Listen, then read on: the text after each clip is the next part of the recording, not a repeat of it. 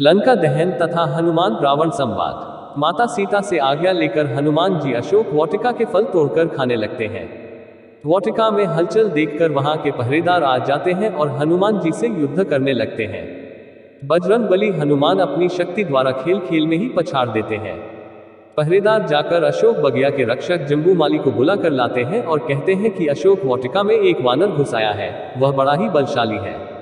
जम्बूमाली कुछ सैनिकों के साथ आता है और हनुमान जी उसे भी पूरी तरह से पछाड़ कर भगा देते हैं। जम्बूमाली तथा उसके सैनिकों को एहसास हो जाता है वह कोई साधारण वानर नहीं है। तब जम्बूमाली महाराज रावण की सभा में जाकर उनको यह सूचना देता है कि अशोक वाटिका में एक हनुमान नाम का वानर घुस आया है जो कि बहुत अधिक शक्तिशाली है, जिसने हमारे सभी सैनिकों को पछाड़ दिया है। वह खुद को श्रीराम का दूत कहता है। तब लंकापति रावण जम्बूमाली को धिक्कारते हुए कहता है कि तुम एक वानर को नहीं पकड़ सके। उसी सभा में बैठे रावण के पुत्र अक्षय कुमार अत्यधिक अभिमान और क्रोध में जम्बूमाली को डांटते हैं और अपने पिता रावण से आज्ञा लेकर रावण पुत्र अक्षय कुमार स्वयं हनुमान को पकड़ने के लिए अशोक वाटिका में आता है। रावण के पुत्र अक्षय कुमार तथा हनुमान के बीच युद्ध शुरू हो जाता है। हनुमान जी अक्षय कुमार के सारे प्रहार विफल कर देते हैं। अक्षय कुमार अपने आसुरी विद्या का प्रयोग करके आकाश में जाकर युद्ध करने लगते हैं, लेकिन शायद उसे बजरंगबली हनुमान की शक्ति का अनुमान नहीं था। अंत में हनुमान जी ने आकाश में ही अक्षय कुमार के पैर पकड़कर उसे इतनी जोर से घुमाया कि उसका शरीर टूटकर दो हिस्सों में बिखर गया। अपने पुत्र अक्षय कुमार की मृत्यु की खबर सुनकर रावण को भी एहसास हो गया था कि हनुमान कोई साधारण वानर नहीं है। इस पर रावण का सबसे प्रिय पुत्र इंद्रजीत, जो कि सबसे महापराक्रमी योद्धा था, वह प्रतिशोध लेने की बात कहता है और अपने पिता रावण से कहता है कि वह जाकर उस धूर्त वानर को पकड़ेगा। लंकापति रावण अपने प्रिय पुत्र इंद्रजीत पर अधिक विश्वास करते थे, इसलिए उन्होंने कहा कि अगर संभव हो तो उस वानर को जीवित ही पकड़ कर लाना। मैं देखना चाहता हूं कि ऐसा कौन सा वानर है जिसे लंकेश की शक्ति का भय नहीं।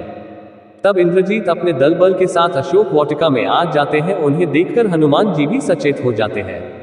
हनुमान और रावण के पुत्र इंद्रजीत में युद्ध शुरू हो जाता है। दोनों के बीच घमासान युद्ध होता है। इंद्रजीत यह देखता है कि उसके किसी भी बाण का असर महाबली हनुमान पर नहीं हो रहा है, वह खुद विचलित हो जाता है।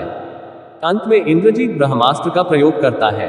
हालांकि हनुमान जी को स्वयं ब्रह्मदेव से वरदान प्राप्त था कि ब्रह्मास्त्र या कोई भी अस्त्र उन्हें बांध नहीं सकता, लेकिन हनुमान जी यह देखना चाहते थे कि लंका का राजा रावण कौन है जिसने माता सीता का हरण किया है। इसीलिए हनुमान ब्रह्मास्त्र को प्रणाम करके अपनी इच्छा से उसमें बंध जाते हैं। तब हनुमान को बांधकर लंकापति रावण के दरबार में लाया जाता है। हनुमान को देखकर लंकापति रावण आश्चर्य में पड़ जाते हैं कि एक साधारण सा दिखने वाला वानर उनके महाबली पुत्र अक्षय कुमार का वध कर सकता है। लंकापति रावण पूछता है, बोल वानर, तू कौन है? किसने तुझे भेजा है? किस उद्देश्य से हमारे राज्य में प्रवेश किया, अशोक वाटिका को उजाड़ा, और किस वजह से तुमने हमारे पुत्र अक्षय कुमार को मार दिया? तब हनुमान जी ने विद्वान की तरह उत्तर देते हुए रावण से कहा, महाराज, मैं तो केवल अशोक वाटिका में लगे हुए फलों को देखकर अपनी भूख को मिटाने आया था, लेकिन आपके सैनिकों ने मुझ पर हमला किया और मैंने भी उनका उत्तर दिया। आपके जिस सैनिक ने मुझ पर प्रहार नहीं किया, मैंने उसको कुछ भी नहीं किया, केवल उन्हीं का संहार किया जिन्होंने मेरे ऊपर आक्रमण किया, और इसी वजह से मुझे आपके पुत्र अक्षय कुमार को परलोक भेजना पड़ा। रावण कहता है कि वानर, तुम बहुत चतुर हो, तुमने अभी तक अपना परिचय नहीं दिया। अपना परिचय देते हुए हनुमान जी ने कहा कि मैं वायुपुत्र हनुमान हूँ। मैं अपने स्वामी श्री राम का दूत बनकर उनकी पत्नी सीता की खोज में 400 योजन समुद्र लांघ कर आया हूँ। मैं सीता माता से भेंट कर चुका हूँ। मैं तो केवल आपके दर्शन हेतु राज दरबार में आया हूँ, वरना कोई भी ब्रह्मास्त्र या पाश मुझे बांध नहीं सकता। हनुमान ने यह भी कहा कि मैं चाहता तो अशोक वाटिका से फल खाकर वापस जा सकता था, लेकिन मैं यह देखना चाहता था कि महर्षि पुलस्त्य के वंश में ऐसा कौन है जिसने भगवती सीता नामक पराई स्त्री का हरण करके अपने कुल को कलंकित किया है।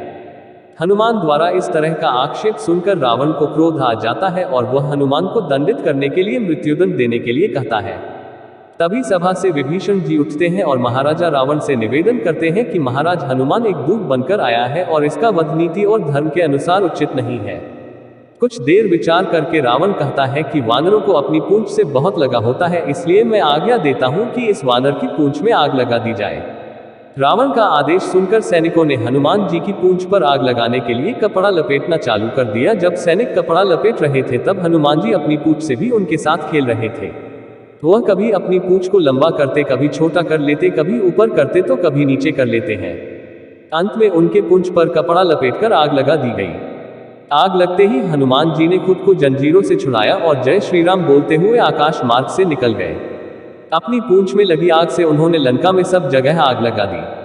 लंका के सारे फाटक जला दिए, बहुत से कोषागार तथा हथियार भी जला दिए। पूरी लंका का दहन करने के बाद बजरंग बली हनुमान ने समुद्र में उतरकर अपनी पूंछ में लगी हुई आग बुझाई।